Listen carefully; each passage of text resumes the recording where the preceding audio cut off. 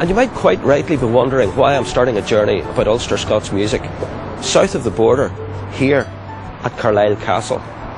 But it was within these walls that many of the border people were imprisoned, and the rescue to capture one of them back again from the English forces spawned a song 46 verses long, known as the Ballad of Kinmont Willie. But there were many ballads written about these people, because there were many Border Reivers. Come on, ye gallant borders, Ilkwater, Moss and Fell, they are your wheel Kent nooks and crooks, forever fare thee well. Well, gan they made a rovin' in the neck. Well, gan they made a rovin', let them and shine as they break. Well, gan they made a rovin'.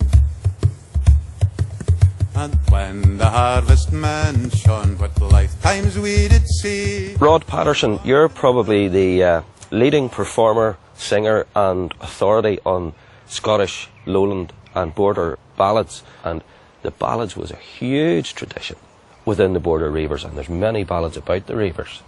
There certainly are, obviously, when there's stuff going on like the wild, kind of lawless antics of the Border Reivers, then that's going to occupy quite a lot of the available, the ballad space. The king is out the border again in London for to dwell. In the song that I sang you there, which incidentally is not a ballad, that song was written in the early 1800s with a retrospective view on the border reiving. But in the song they mentioned that the Border Reivers used to go to the Trent and the Humber. Now that's weeks' ride away.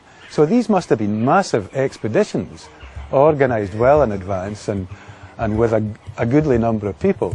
And how can I tethered on Yarrow's banks abide, where far as Trent and Humber he scoured the Southrons wide? Well, gan they made a rovin'. Across the road from Carlisle Castle you'll find the Tully House Museum, which has a permanent exhibition on the Reivers.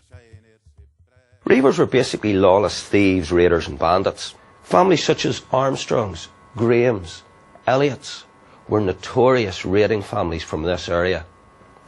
But that was all to change when James VI and First came to the throne. He established a system called the Jeddart system, which was basically zero tolerance. He told them to desist from their ways, move to Ulster, or be hanged. Now the Reivers loved their lawless way of life, and the only place they could continue that was Ulster. And how now brack my bonny brown to Harold like a snail. They must have had a bit of a gripe with the reasons that they've had to leave, especially the ones that James the Sixth and First transplanted over to Ulster. I mean, nobody was happy with that, I'm sure. And when I think the question you have to ask is, why did they take the ballads with them? And I think it just shows to what extent these stories were a part of these persons' sense of themselves. You know, are you going to leave your very heritage in Scotland, even although you're having to leave yourself? No, I think you take it all with you. It wasn't, you know, it didn't occupy much space in your hold all, a ballad. Well, gan they made a rovin' in the neck. Well, gan they made a rovin', let them and shine as they break. Well, gan they made a rovin'.